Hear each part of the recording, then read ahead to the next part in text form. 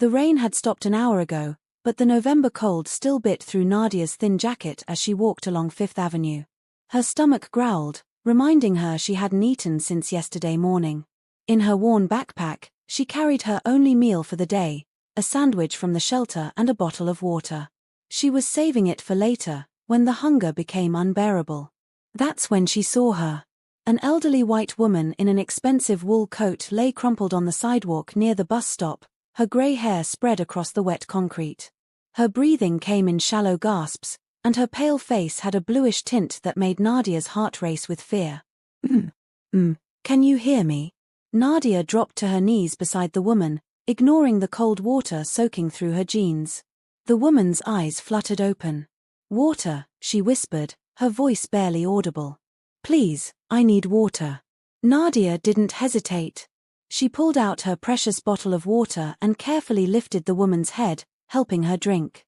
The woman took small sips, and some color returned to her cheeks. Thank you, the elderly woman breathed. My medication.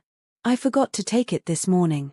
I'm calling an ambulance right now, Nadia said, pulling out her cracked phone. As she dialed, she noticed the woman shivering. Without thinking, Nadia removed her own jacket and draped it over the stranger's shoulders. While they waited, the woman's eyes focused on Nadia's face. You're very kind. What's your name, dear? Nadia Brooks. Eleanor Hartwell. The woman tried to smile. You look cold without your jacket. I'm fine, Nadia lied, already feeling the chill seeping into her bones. She opened her backpack and pulled out the sandwich. Here, you should eat something. Eleanor's eyes widened. That's your food. I can't take that. Please, you need it more than I do right now. Nadia unwrapped the sandwich and broke off a piece, gently placing it in Eleanor's hand. What would you do if you had to choose between feeding yourself or saving a stranger's life? Share your thoughts in the comments, and don't forget to subscribe for more heartwarming stories. Eleanor took a small bite, tears forming in her eyes. Bless you, child. You have no idea what this means to me. The ambulance arrived 7 minutes later. Paramedics rushed to Eleanor's side, checking her vitals and asking questions. Nadia started to back away, but Eleanor grabbed her hand with surprising strength. Don't go, Eleanor pleaded. Please, I need to know how to find you. To thank you properly. I'm usually at St. Mary's shelter on 3rd Street, Nadia said softly. But really, you don't need to thank me. I insist, Eleanor said as the paramedics lifted her onto a stretcher. Promise me you'll be there tomorrow. Promise me.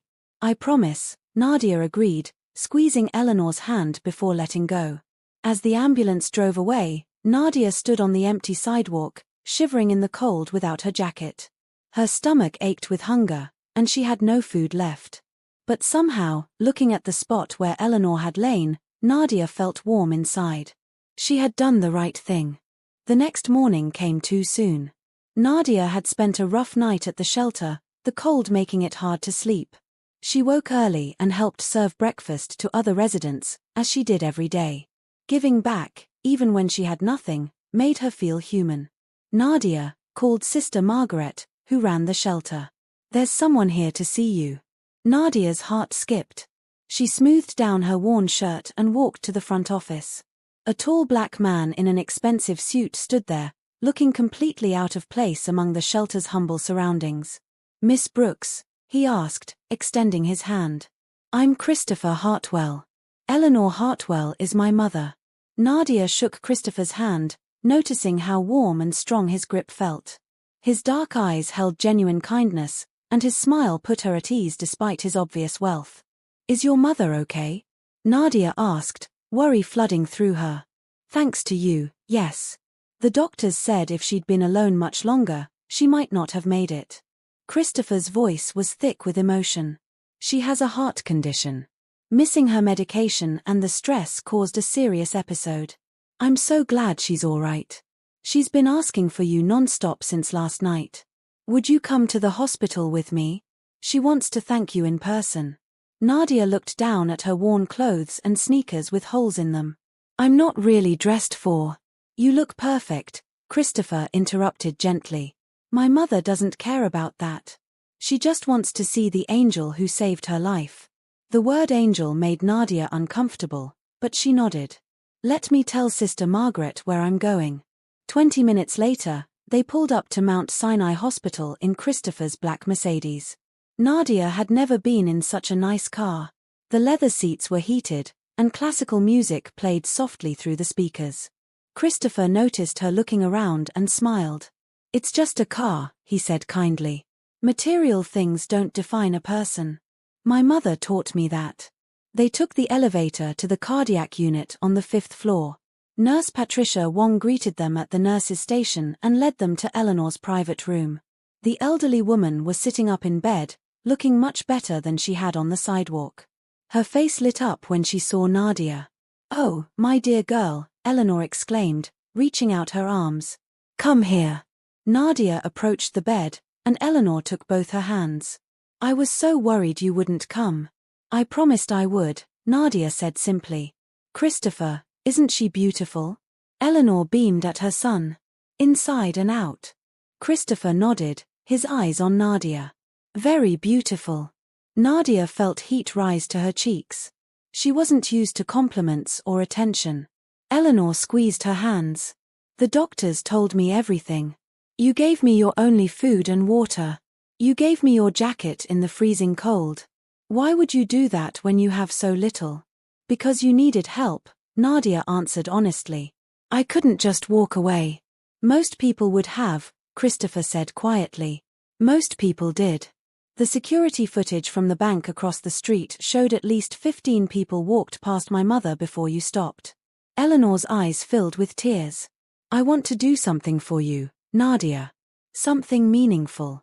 You don't have to do anything, Mrs. Hartwell. I'm just happy you're okay. Please, call me Eleanor." The older woman glanced at her son. "Christopher told me about your situation. Living at the shelter, trying to find work." Nadia shifted uncomfortably. She didn't like being pitied. Eleanor seemed to sense this. "I'm not offering charity, dear. I'm offering opportunity. You showed me more kindness than people I've known for years. That kind of character is rare and valuable. What my mother is trying to say," Christopher added, "is that we'd like to help you. We have a guest house on our property that's empty. You could stay there." Nadia's first instinct was to refuse. She'd learned long ago that accepting help often came with strings attached. But something in Eleanor's eyes stopped her. There was no pity there, only genuine warmth and gratitude.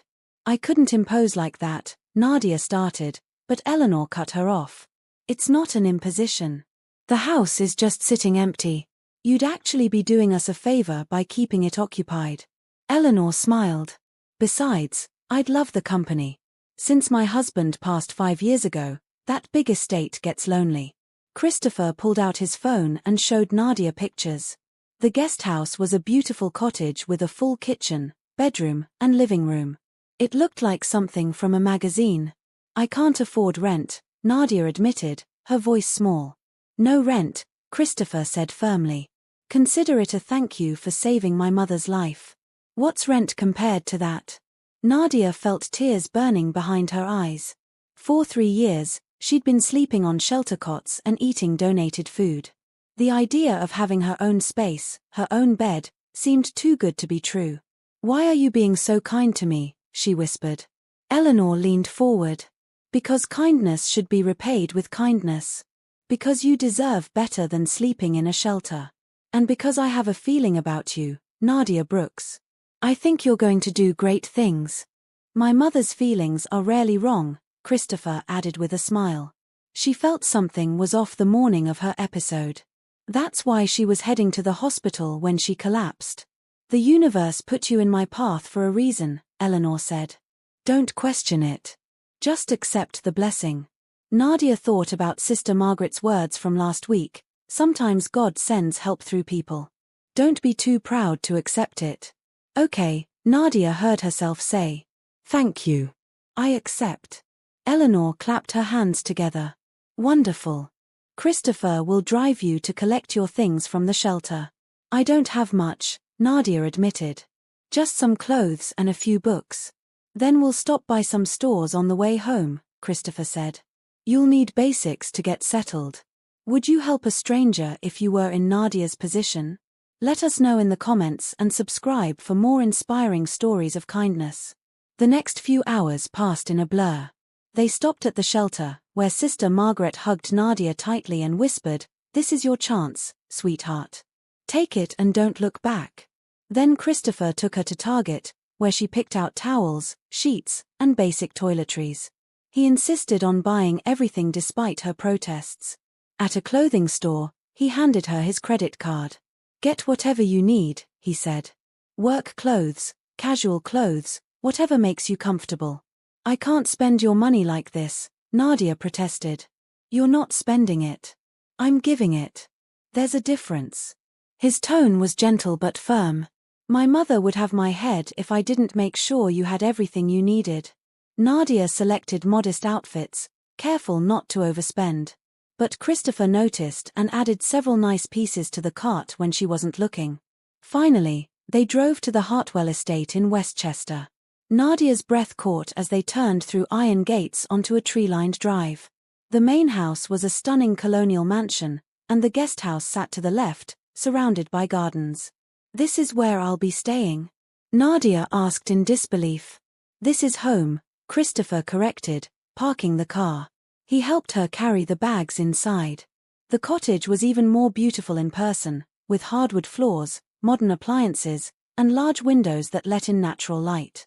"The fridge is stocked," Christopher said, opening it to reveal fresh groceries. "Mrs. Chen, our housekeeper, came by this morning.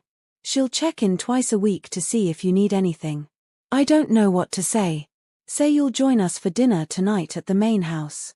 My mother is being discharged this evening, and she'd love to celebrate with you." Nadia smiled. "I'd like that." That evening, Nadia stood in front of the mirror in her new bedroom, hardly recognizing herself. She'd showered with fancy soap, dried off with soft towels, and put on one of the new dresses Christopher had insisted on buying. It was a simple navy blue dress, nothing too fancy, but she felt beautiful. At 7 o'clock, she walked across the garden path to the main house. Christopher opened the door before she could knock, as if he'd been watching for her. "You look lovely," he said, and Nadia noticed the appreciation in his eyes. "Thank you," she replied, feeling shy. He led her through a stunning foyer into a cozy dining room where Eleanor sat at the head of the table. The older woman's face brightened when she saw Nadia. "There's my angel," Eleanor said warmly. "Come sit beside me." Dinner was a simple affair despite the elegant setting. Roast chicken, vegetables, and fresh bread. As they ate, Eleanor asked Nadia about her life. Nadia found herself opening up in a way she rarely did. She told them about losing her parents in a car accident when she was 16. About aging out of foster care at 18 with nowhere to go. About spending the last 3 years trying to survive while taking online community college classes whenever she could afford them. "What are you studying?" Christopher asked with genuine interest. "Business administration. I want to help people someday. Start a non-profit for homeless youth, maybe. Give them the support I never had." Eleanor reached over and squeezed her hand. "You will. I have no doubt." "What about now?" Christopher asked. "Do you have a job?" Nadia shook her head. "I've been applying everywhere, but most places want experience I don't have. Or they see my shelter address and make assumptions." "That's going to change," Eleanor said firmly.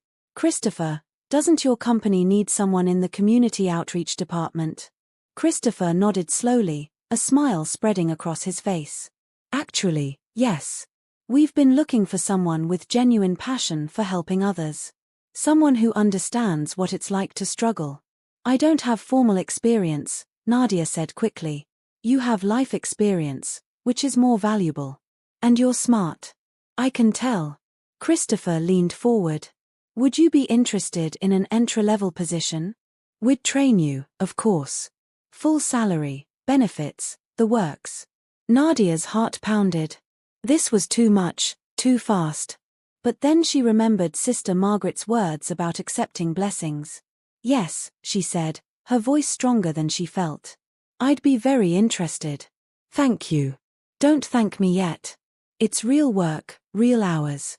I don't believe in handouts. Christopher's tone was professional now. You'll earn every penny. But I think you're up for the challenge. I am, Nadia promised. I won't let you down. The rest of the evening passed in warm conversation.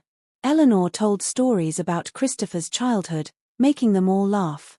Christopher shared his vision for expanding the company's charitable work. Nadia felt something she hadn't felt in years, hope. As she walked back to the guesthouse that night, she looked up at the stars and whispered, "Thank you." She wasn't sure who she was thanking, but it felt right. Inside her new home, Nadia lay in the comfortable bed and thought about how much her life had changed in 24 hours. Tomorrow she would start her new job. She would have a purpose, a chance to build something meaningful. Sleep came easily for the first time in years. Monday morning arrived with golden sunshine streaming through Nadia's windows. She woke at 6, still amazed by the comfortable bed and quiet room. After showering, she put on one of her new outfits, black slacks and a crisp white blouse. Looking in the mirror, she barely recognized the confident-looking woman staring back at her. Christopher picked her up at 8. "Ready for your first day?" he asked as she climbed into his car. Nervous but ready, Nadia admitted. Hartwell Industries was a sleek glass building in downtown Manhattan. Christopher led her through the modern lobby to the elevator. Employees greeted him respectfully, and Nadia noticed how he knew many of them by name. "We have about 200 employees," Christopher explained as they rode up. "We do tech consulting for non-profits and social enterprises. The community outreach department helps our clients maximize their impact." He introduced her to her new team, 5 people ranging in age from 25 to 50. They welcomed her warmly, especially when Christopher explained how she'd saved his mother's life. "That's the kind of heart we need on this team," said Jennifer Torres, the department head. "Welcome aboard, Nadia." The first week was overwhelming. Nadia absorbed information like a sponge, learning about grant writing, volunteer coordination, and community partnership development. She stayed late every night, determined to prove she deserved this opportunity. Christopher noticed. On Friday evening, he stopped by her desk at 7. "You're still here?" he asked. "Just finishing up this report for Jennifer," Nadia said, not looking up from her computer. "The report isn't due until Wednesday." "I know, but I want to make sure it's perfect." Christopher sat on the edge of her desk. "You're doing great work, Nadia. Better than great, actually. Jennifer told me you have a natural talent for this." Nadia finally looked up, surprised. "Really? Really? You connect with people in a way that can't be taught. You understand their struggles because you've lived them." He paused. "But you also need to take care of yourself. Working yourself into exhaustion won't help anyone. I just don't want you to regret hiring me." "Impossible," Christopher said softly. "Come on, let me drive you home. My mother is making her famous pot roast, and she'll be upset if you're not there." Dinner at the Hartwell house had become a regular thing. Eleanor insisted on it, and truthfully, Nadia loved the family atmosphere. It filled a void she'd carried since losing her parents. That night, over pot roast and red wine, Eleanor asked about Nadia's week. "It was amazing," Nadia said, describing the projects she was working on. "There's this youth shelter in Brooklyn that needs help with their fundraising campaign. Jennifer is letting me lead the project." "That's wonderful," Eleanor said. "You'll be helping kids who are going through what you went through." "Exactly. I keep thinking about all the things I wish someone had told me when I was in that situation. Now I can be that person for others." Christopher watched her talk, and Nadia noticed the warmth in his eyes. Over the past month, she'd felt a growing connection between them. The way he listened when she spoke. The small gestures, like bringing her coffee in the morning or remembering she preferred tea to wine. After dinner, Christopher walked her back to the guest house. "I meant what I said earlier," he told her as they stood by her door. "You're not just good at this job. You're exceptional." "Thank you," Nadia said, suddenly very aware of how close they were standing. "For everything. The job, the house, treating me like I belong here." "You do belong here," Christopher said firmly. "Don't ever doubt that." Their eyes met, and Nadia felt her heart race. But Christopher stepped back, putting professional distance between them. "Get some rest," he said gently. "And please, no working this weekend. That's an order from your boss." Nadia laughed. "Yes, sir." She watched him walk back to the main house, wondering if he felt the same pull she did. And wondering if it was wise to develop feelings for her employer. The Brooklyn Youth Shelter project consumed Nadia's attention over the next month.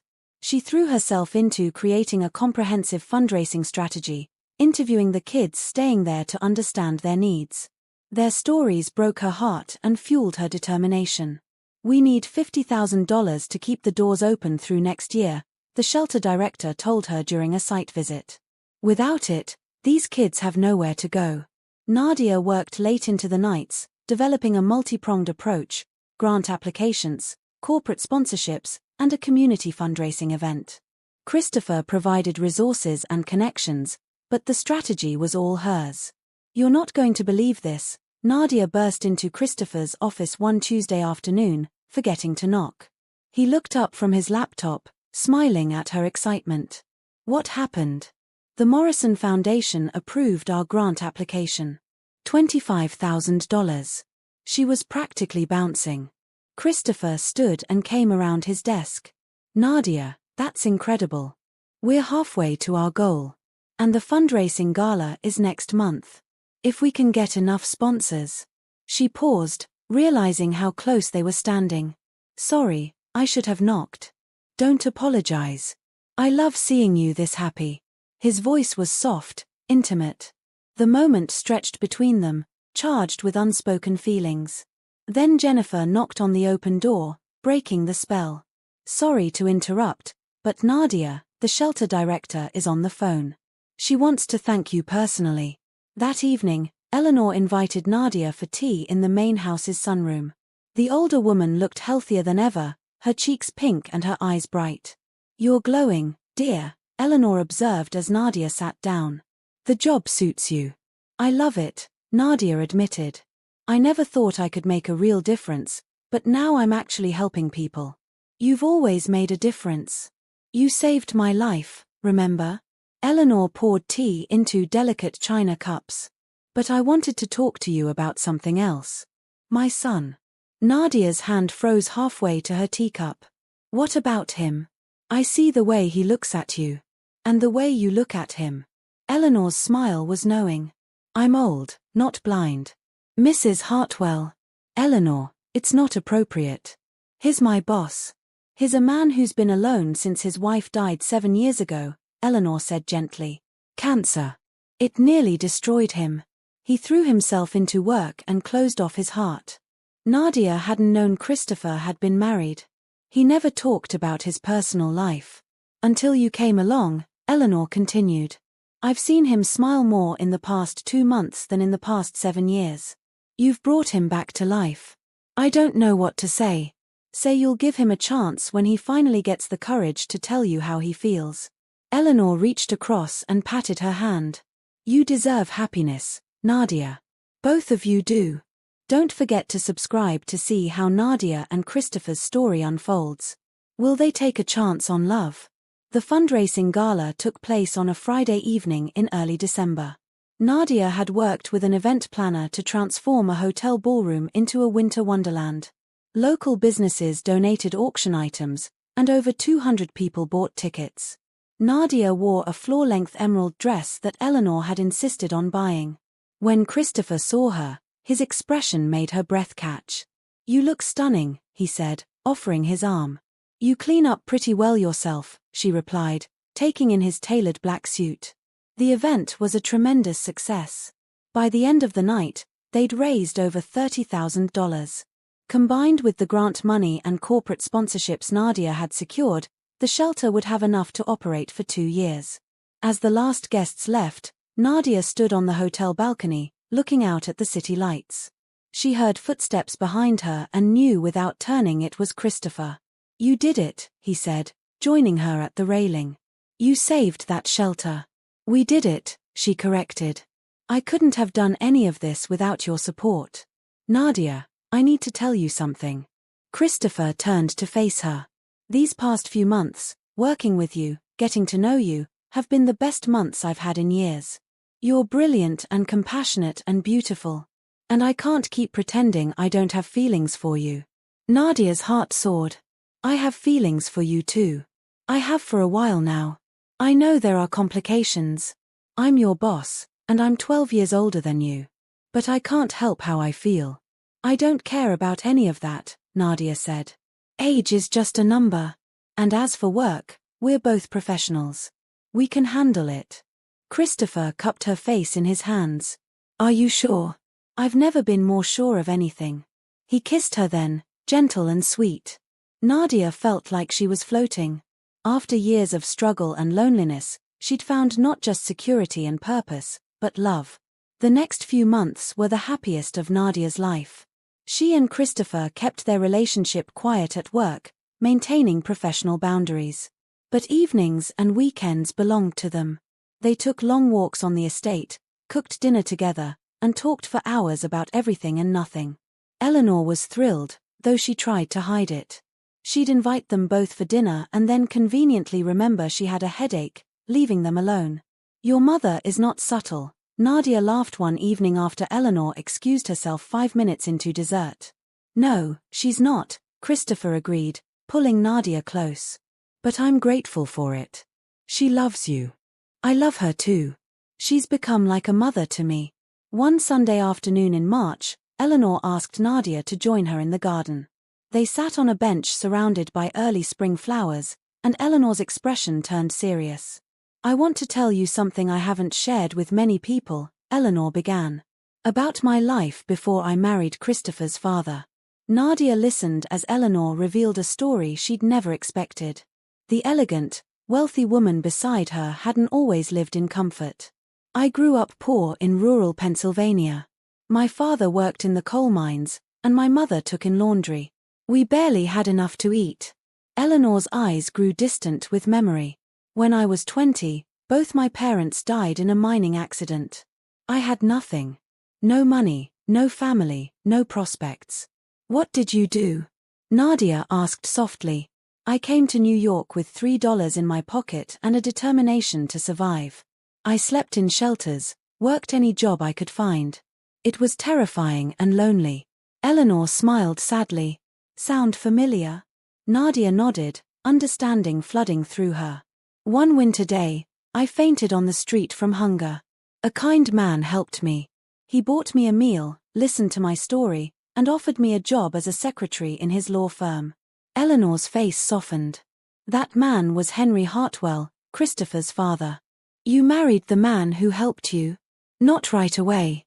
I worked for him for 3 years first. I was determined to prove myself, to earn my place. But Henry saw something in me, just like Christopher sees something in you. He saw past the poverty to the person beneath." Eleanor took Nadia's hands. "I'm telling you this because I want you to understand something. You and we're the same. We both know what it's like to have nothing. To be invisible to the world. And we both know the power of someone seeing our worth when we couldn't see it ourselves." Tears streamed down Nadia's face. "Thank you for telling me this. My son isn't just offering you charity, dear. He sees your strength, your intelligence, your beautiful heart. Just like his father saw mine. Don't ever feel like you don't deserve the love and opportunities coming your way.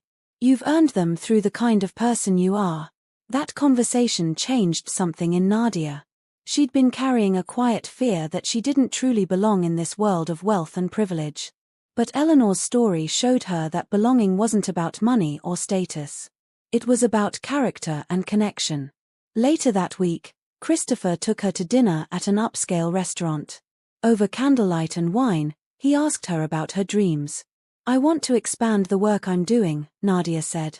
"Not just helping one shelter at a time, but creating a network of support for homeless youth across the city. Job training, education assistance, mental health resources." "That's ambitious," Christopher said, clearly impressed. "Maybe too ambitious.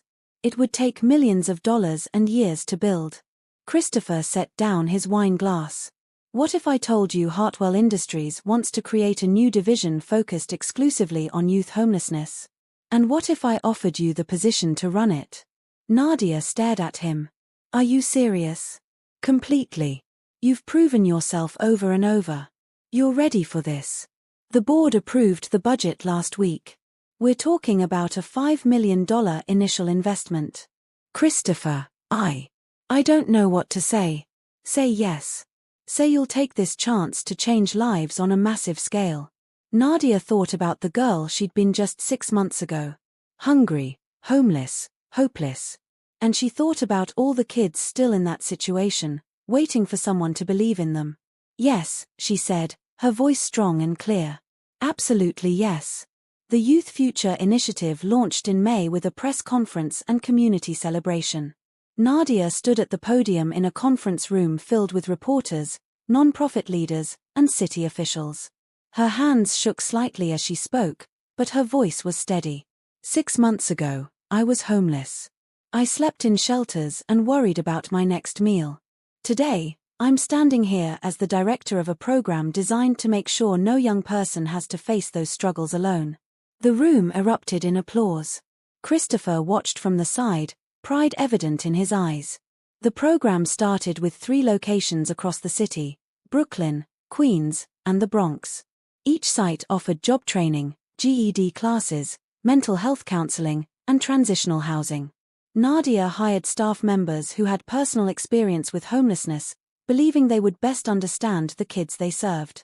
Within the first month, they helped 23 young people find jobs and housing. By month 3, that number had doubled. Nadia worked harder than ever, but she loved every minute. She met with the kids personally, hearing their stories and helping them build plans for their futures. Each success felt personal, like she was saving a younger version of herself. Christopher supported her completely, both professionally and personally. Their relationship deepened as they worked side by side. He valued her opinions in business meetings and held her hand during quiet evenings at home. They balanced each other perfectly. One evening in late July, Christopher asked Nadia to meet him at the estate's rose garden.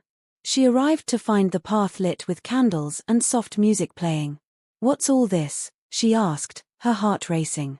Christopher stood in the center of the garden, dressed in a suit despite the summer heat. He looked nervous, which was unusual for him. "Nadia Brooks, 8 months ago you saved my mother's life. But you also saved mine, though I didn't realize it at the time." He stepped closer. "You brought light and joy back into my world. You reminded me what it feels like to hope, to dream, to love." Tears filled Nadia's eyes as she realized what was happening. "You're brilliant and compassionate and strong. You make me want to be a better man." Christopher got down on one knee, pulling a small box from his pocket. "I know we haven't been together long, but when you know, you know. Will you marry me?" The ring was beautiful, a simple diamond on a platinum band. But Nadia barely saw it through her tears. "Yes," she breathed. "Yes, of course I'll marry you." Christopher slipped the ring on her finger and stood, pulling her into a kiss. In the background, Nadia heard applause and looked over to see Eleanor standing on the garden path, clapping and crying. "I couldn't miss this moment," Eleanor called out, laughing through her tears. The 3 of them celebrated with champagne on the terrace as the sun set. Eleanor raised her glass in a toast. To love that sees beyond circumstances. To kindness that changes lives. And to family, whether born into or chosen. They clinked glasses, and Nadia felt overwhelming gratitude. This was her family now. These people who had seen her worth when she was at her lowest. Who had given her not just material support but love and purpose. Are you inspired by Nadia's journey from homelessness to finding love and purpose? Subscribe to follow more heartwarming stories of hope and transformation. That night, as Nadia and Christopher walked back to the guest house, which she still lived in, though she spent most nights at his place, they talked about their future. "Small wedding or big?" Christopher asked. "Small," Nadia said immediately. "Just the people we love most. My mother will want to invite half of New York. Then we'll compromise." "Medium wedding." Nadia laughed. "I can't believe this is real. Sometimes I wake up and think I'll be back in the shelter." "This is real," Christopher assured her, stopping to cup her face. "You're real. Our love is real. And you deserve every bit of happiness coming your way. Despite Christopher's reassurances, Nadia struggled with moments of doubt as the wedding approached. They'd set a date for October, giving them 3 months to plan. Eleanor took charge of most arrangements, delighted to have a daughter-in-law to fuss over. But late at night, when Nadia was alone, dark thoughts crept in. What if she wasn't cut out for this life?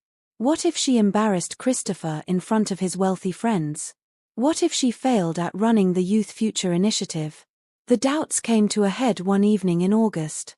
Christopher had invited several business associates to dinner, and Nadia was expected to play hostess. She spent the afternoon anxious, changing outfits 3 times and rehearsing small talk in the mirror. The dinner itself went well at first. But then one of the guests, a snobbish woman named Patricia, made a comment. "So Nadia, Christopher tells us you used to work in the non-profit sector. Where did you go to school?" "I'm still working on my degree," Nadia answered honestly. "I take online classes when I can." Patricia's eyebrows raised. "Oh, how interesting. Most people in your position would have finished college first." The judgment in her tone was clear. Nadia felt her face burn with shame. She excused herself and retreated to the kitchen, fighting back tears. Eleanor found her there a few minutes later. "Don't let Patricia get to you," Eleanor said firmly. "She's been trying to set Christopher up with her daughter for years. She's jealous." "Maybe she's right though. Maybe I'm not qualified for any of this." Nadia's voice broke. "I don't have a degree. I don't know which fork to use at fancy dinners. I don't fit in this world." "Stop," Eleanor commanded, her tone sharp enough to cut through Nadia's spiral. "Sit down." Nadia sat at the kitchen island, and Eleanor took the stool beside her. "Let me tell you something about the so-called upper class," Eleanor began. "Most of them were born into money they didn't earn. They went to expensive schools their parents paid for. They married within their social circle to preserve their status. And many of them have never done a truly selfless thing in their entire lives." Eleanor took Nadia's hands. "You, my dear, have done more good in 8 months than Patricia has in her entire 60 years. You've helped over 100 young people turn their lives around. You saved a dying woman on the street when you had nothing. You work harder than anyone I know because you understand the value of opportunity. But I don't have the right education, the right background. You have something better. You have character. You have compassion. You have real intelligence, not just book learning." Eleanor squeezed her hands. "Henry used to say that you can teach someone business skills, but you can't teach them to be a good person. You're already a good person. The rest is just details. What if I let Christopher down? Impossible. You make my son happier than I've ever seen him. You make him laugh. You challenge him to be better. That's what marriage should be." Eleanor smiled. "Besides, do you really think a man as smart as Christopher would ask you to marry him if he had doubts?" Nadia wiped her eyes. "I suppose not. No supposing about it. Now dry those tears and come back to the table. Hold your head high. You belong here just as much as anyone else." Nadia took a deep breath and returned to the dining room.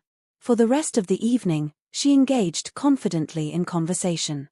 When Patricia made another snide comment, Nadia simply smiled and changed the subject. After the guests left, Christopher found her on the terrace. "I'm sorry about Patricia," he said. "I should have warned you she can be difficult." "It's okay. Your mother set me straight. She's good at that." Christopher put his arm around her. "You know you don't have to prove anything to anyone, right? Especially not to me." "I know. But sometimes I forget." Nadia leaned into him. "I'm working on it. We all have insecurities. Mine is that I'm too much like my father. Workaholic, emotionally closed off. You help me be different. Better. We balance each other," Nadia said. "Exactly. That's why this works." Over the next few weeks, Nadia made a conscious effort to silence her inner critic. When doubts arose, she reminded herself of how far she'd come. She focused on her work, where she felt most confident. The Youth Future Initiative continued to grow. They opened a 4th location in Manhattan and began offering specialized programs, coding boot camps, culinary training, and college prep courses. Nadia hired additional staff and created partnerships with businesses willing to offer internships. One afternoon, she received a call from a young woman named Brianna, who had gone through their program 6 months earlier. "Ms. Brooks, I had to call and thank you," Brianna said, her voice excited. "I just got accepted to City College with a full scholarship. And I start my job as a legal assistant next week." Nadia felt tears of joy. "Brianna, that's wonderful. I'm so proud of you. I wouldn't be here without the initiative. Without you believing in me when no one else did." After the call, Nadia sat at her desk and cried happy tears. This was why she did this work. This was what mattered. Not fancy dinners or impressing society women, but changing lives one person at a time. That evening, she told Christopher about Brianna's call. "That's amazing," he said, pulling her close. "You're amazing." "I'm starting to believe it," Nadia admitted.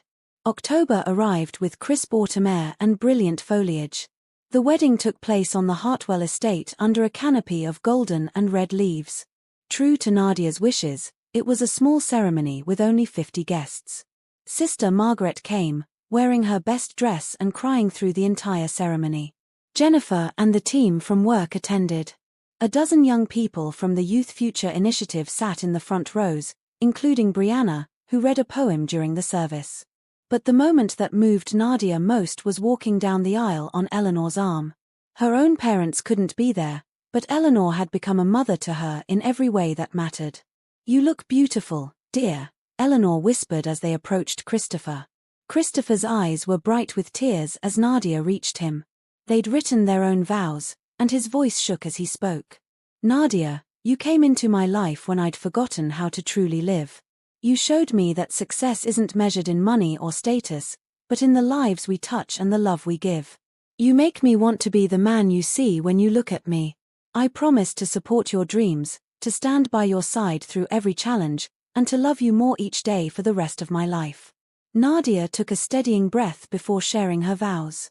"Christopher, you saw me when I was invisible to the world.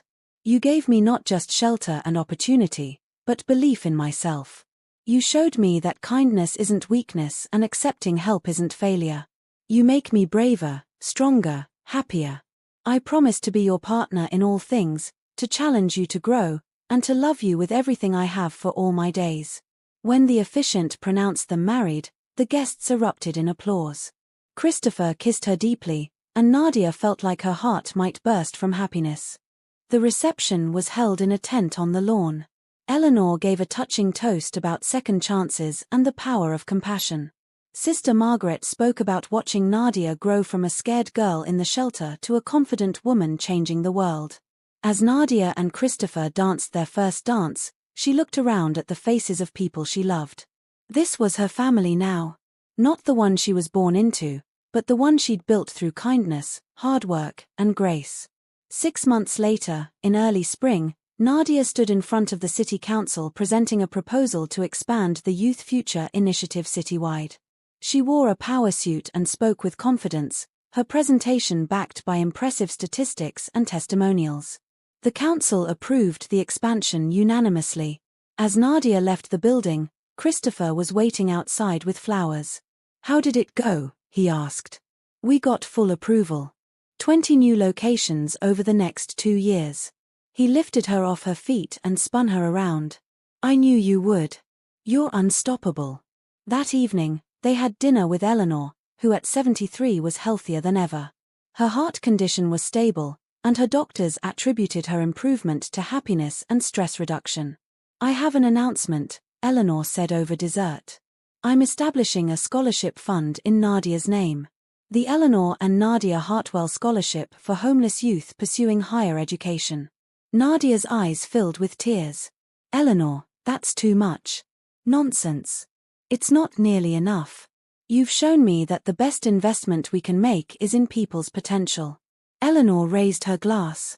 "To family, to purpose, and to the beautiful future ahead."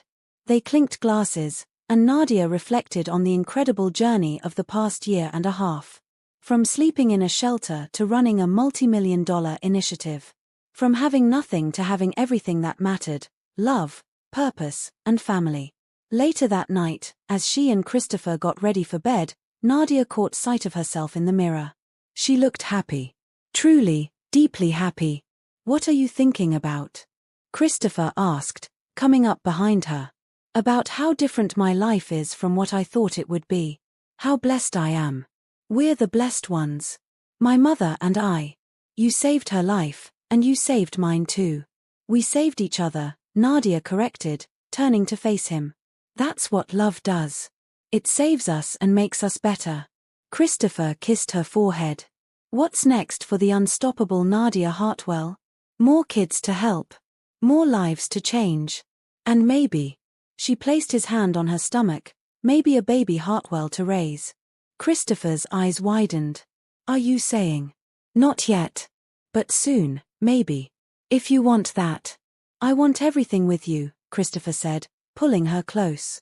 "Every adventure, every challenge, every joy." As Nadia fell asleep that night in her husband's arms, in the home they shared, she thought about the cold night when she'd stopped to help a dying woman on the street. That single act of kindness had changed everything. She'd learned that giving from the heart, even when you have little, opens doors you never knew existed.